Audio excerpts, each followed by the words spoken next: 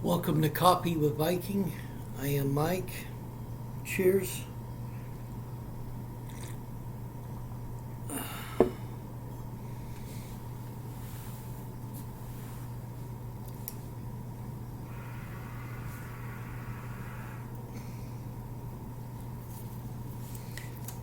First Samuel.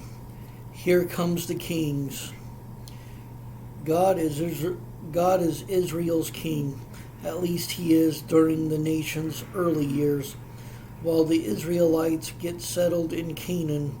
When God needs human leaders to rally the people for something important like a battle, he manages to round up some leaders just fine. Notable leaders like Deborah and Gideon. Samuel becomes the last of these unique leaders known as judges. Samuel is a miracle baby born to a previously infertile woman. His mother, Hannah, is so grateful to God for her son that while Samuel is still young, she gives him back to God. She allows her boy to grow up in the sacred worship center, serving God by helping the priest.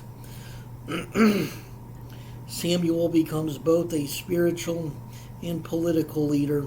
He settles disputes as a circuit walking judge.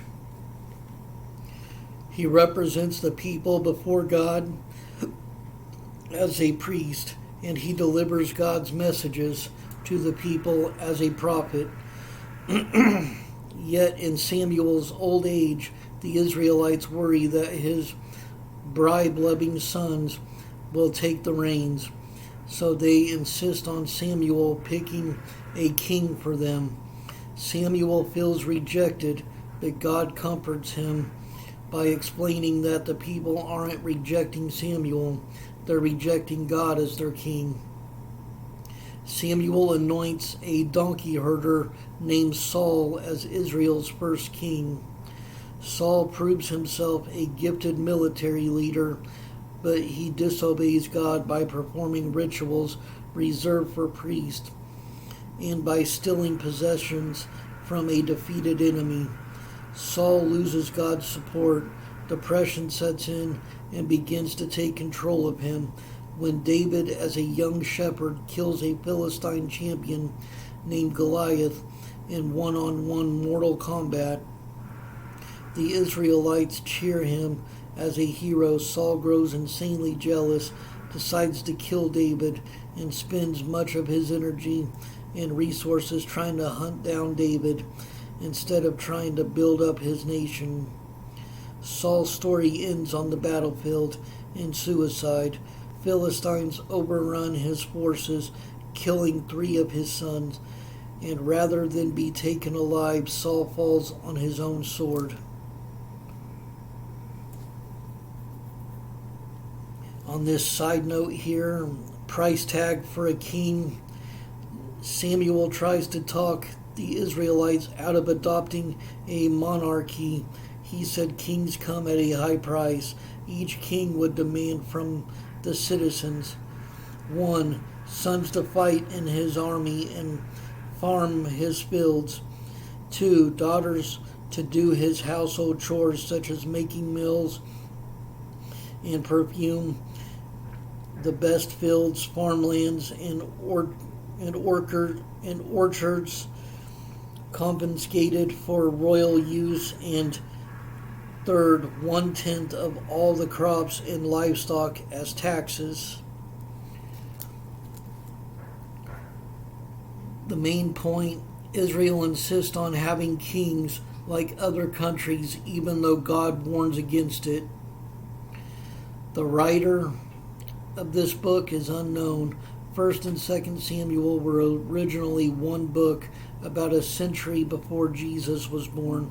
Scholars translated the Jewish scriptures into Greek, split this book in half so it would fit on regular-sized scrolls.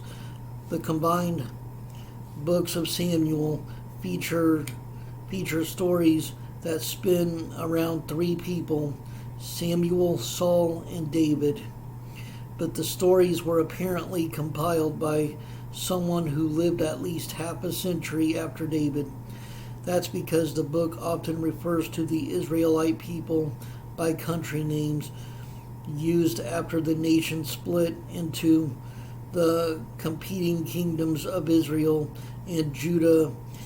This split happened after David's son, King Solomon, died in about 930 BC. The date that these were written, 1100 to 1000 BC, spanning about a century.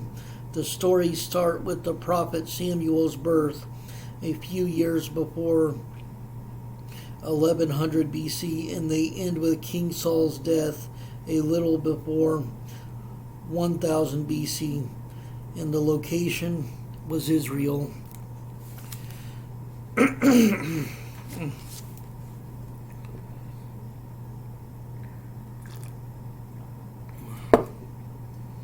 And on this other side note, from donkey herder to king, Israel's first king Saul grew up as the son of a donkey herder. When the prophet Samuel told him that God had chosen him to become the nation's first king, Saul wasn't happy. He preferred tending donkeys to tending people. And here's a photo of a donkey herder.